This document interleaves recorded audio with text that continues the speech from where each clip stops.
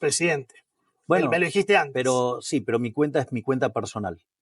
Está bien, pero sos el presidente. Javier Milei, vai cair o fascistão argentino. Por quê? Porque aplicou o golpe nos otários, o golpe das criptomoedas. Então tá aqui a nossa notícia, gente. Milei trata os argentinos como otários, diz que investir em criptos é como ir a um cassino, mas admite que levou um tapa na cara.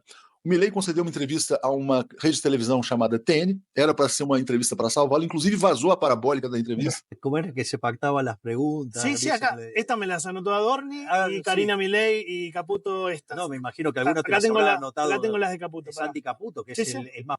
Vazou o Milei, o assessor dizendo, não fale isso, presidente, isso vai complicá-lo judicialmente. Uma hora que o Milei fala, não, mas não foram 40 mil, foram só uns 5 mil. E o cara fala, pô, mas 5 mil é gente pra caceta, né?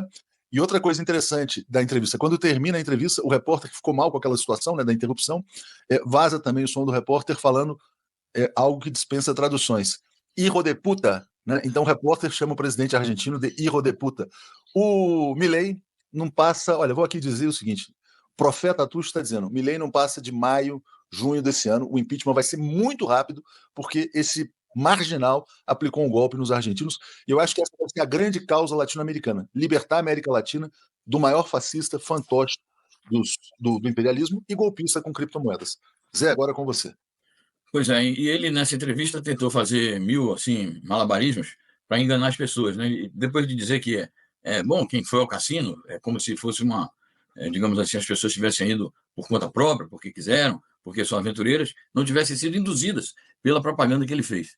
Então, além disso, vem essa revelação, que está em outra notícia, de que houve um pagamento de propina. Depois ele tenta se explicar, dizendo que por que apagou, que a intenção dele não era fazer a promoção da moeda, e sim apenas divulgar uma informação.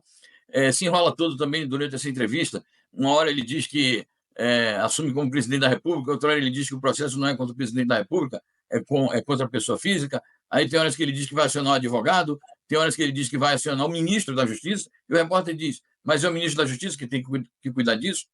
Enfim, um grande rolo, uma certa confusão, muitas contradições, e para ratificar o que você acabou de dizer, Léo, você chamou ele de fantoche, é o que o Nicolás Maduro afirmou, que o Milei é um fantoche das potências imperialistas e fez trampolinagens e falcatruas contra o povo argentino.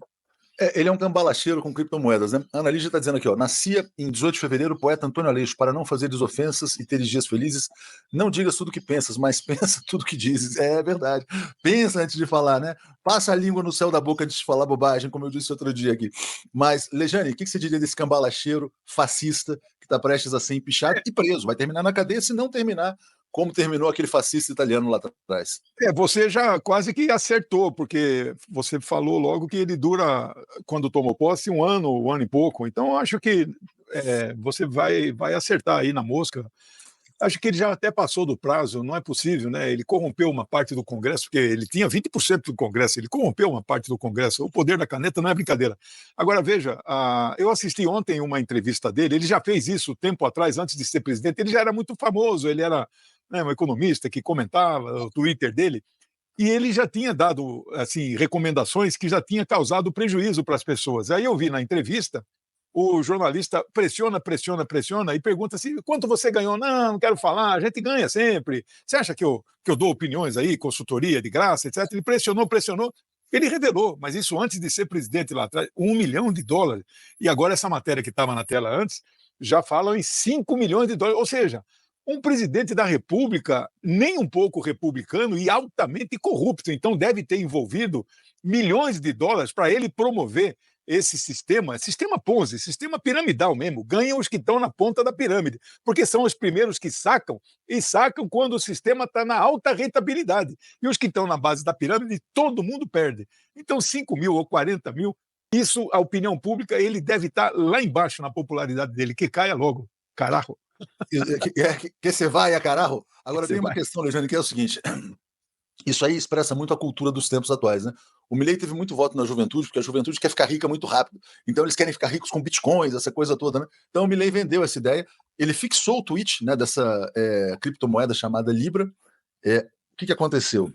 O que se esperava, na verdade? Nessas bolhas de criptomoedas, eles esperam que todo mundo compre e que caia devagar.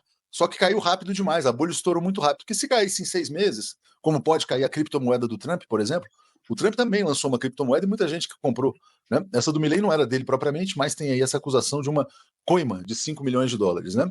Então, olha, vou te falar, o Milei não tem escapatório, o destino dele é a cadeia. Eu estou vendo vários vídeos da TV argentina, o clima de indignação é geral, inclusive nas TVs de direita, né? Os comentaristas do Clarim, do La Nación também.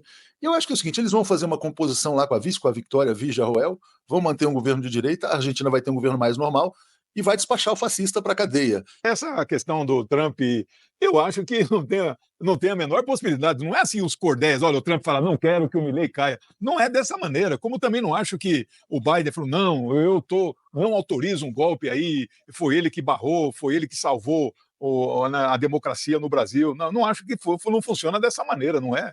Isso já, mesmo lá no passado, mais de 40, 50 anos atrás, não era assim tão simples. Você derrubar governo, a CIA tramava, tinha que articular, tinha que soltar malas de dólares, não é assim.